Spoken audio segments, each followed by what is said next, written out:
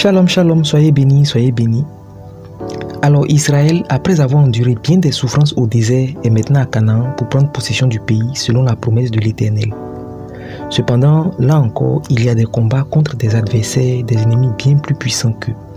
Et c'est dans un tel contexte que se distingue Caleb, dont les qualités lui ont permis de triompher là où d'autres tribus ont échoué. Alors méditons ensemble Josué 14, versets 6 à 11, où l'histoire de Caleb est la mémoire impérissable des promesses de l'Éternel. Versets 6 à 11. Les fils de Juda s'approchèrent de Josué à Gilgal, et Caleb, fils de Jéphuné le Kénizien, lui dit: Tu sais ce que l'Éternel a déclaré à Moïse, homme de Dieu, au sujet de moi et au sujet de toi à Kadesh-Barnéa. J'étais âgé de 40 ans. Point de suspension. Et maintenant, voici, je suis âgé aujourd'hui de 85 ans. Je suis encore vigoureux comme au jour où Moïse m'envoya. J'ai autant de force que j'en avais alors, soit pour combattre, soit pour sortir et pour entrer. Depuis le moment où Caleb reçoit la prophétie, jusqu'au moment où vient le temps de l'accomplissement de la dite prophétie, 45 ans se sont écoulés.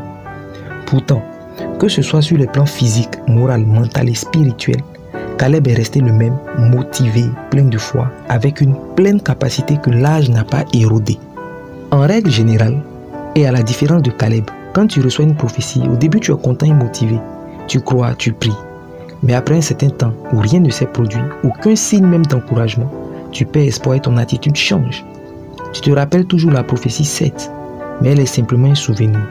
Tu ne sais même plus si la chose va vraiment se réaliser. Tu vas même jusqu'à te dire que tu as mal entendu ou peut-être que le prophète a fait une erreur. La promesse en toi est morte. Elle n'a plus aucune influence sur toi comme au début. Caleb avait 85 ans, mais avait la force de ses 40 ans. L'âge ne l'avait pas diminué physiquement. Mais toi aujourd'hui, ta foi avec le temps a vraiment 85 ans. Ton espérance et ta force spirituelle ont vieilli jusqu'à mourir. Chez Caleb, la promesse était encore vivante. Elle l'a nourri et l'a fait rester jeune et motivé. Alors que tu entends cette méditation au nom de Jésus, reçois la force de Caleb.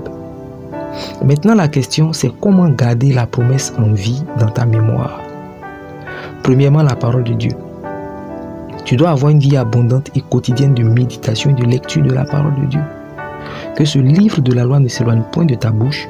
Médite le jour et nuit, point de suspension. C'est alors que tu auras du succès. Josué 1, verset 8. Mais encore, Psaume 1, verset 1 à 3. Heureux l'homme, point de suspension, qui trouve son plaisir dans la loi de l'Éternel et qui la médite jour et nuit. Il est comme un arbre planté près d'un courant d'eau, point de suspension, dont le feuillage ne se flétrit point. De même, par une vie de méditation et de lecture abondante et quotidienne de la parole de Dieu, les promesses en toi ne flétrissent point. Elles sont nourries continuellement et ne vieillissent pas comme Caleb ne vieillissait pas. Certains lisent et méditent tous les jours, mais très peu de temps. Alors ils ne sont pas correctement nourris spirituellement par la parole. D'autres méditent longtemps, mais de temps en temps. Eux aussi ne peuvent être bien nourris spirituellement par la parole. Même si tu manges une cuillerée à soupe de riz tous les jours, tu vas finir par mourir de faim. De même, si tu manges aussi 1 kilo de riz chaque 3 jours, tu ne tiendras pas. Il en va de même avec la parole de Dieu. Il faut la lire et la méditer tous les jours, mais suffisamment longtemps. Deutéronome 11, verset 8. Vous observerez tous les commandements que je vous prescris aujourd'hui, afin que vous ayez la force de vous emparer du pays. Et Lamentation de Jérémie 3, verset 19. Quand je pense à ma détresse, point de suspension. Quand mon âme s'en souvient, elle est abattue au-dedans de moi, point de suspension. Voici ce que je veux repasser en mon cœur, ce qui me donnera de l'espérance. Bien souvent, la réalité qui est devant tes yeux est le contraire de la prophétie que tu as reçue. Et le résultat de cette situation, c'est le découragement. Cependant, toi, tu ne dois pas te laisser mourir. Tu ne dois pas laisser mourir la prophétie en subissant la réalité. Mais par la lecture et la méditation quotidienne et abondante de la parole de Dieu, tu dois combattre ce que tes yeux voient et fortifier ta foi pour repousser les effets de la réalité sur ta foi. Ta force est dans la parole de Dieu. La vie de ton âme est dans la parole de Dieu. Maintenant, la parole de Dieu, tu dois ajouter la prière. Car le combat n'est pas d'abord physique, mais spirituel. Philippiens 4,6 t'invite à ne pas t'inquiéter, mais plutôt à faire connaître tes besoins à Dieu par des prières. Ce sur quoi tu n'as pas encore triomphé, c'est ce que tu n'as pas encore mis en prière devant Dieu. Maintenant, la prière dont il s'agit n'est pas uniquement la prière pour demander, mais bien plus la prière de la communion et de l'intimité. Ta vie de prière doit être une vie d'intimité avec Dieu dans laquelle tu fais des expériences. Ce sont ces expériences spirituelles quotidiennes qui maintiennent en vie la prophétie en toi. Et si même sur le chemin tu t'épuises, l'Esprit de Dieu ne tarde pas à te renouveler. Alors je prie pour toi.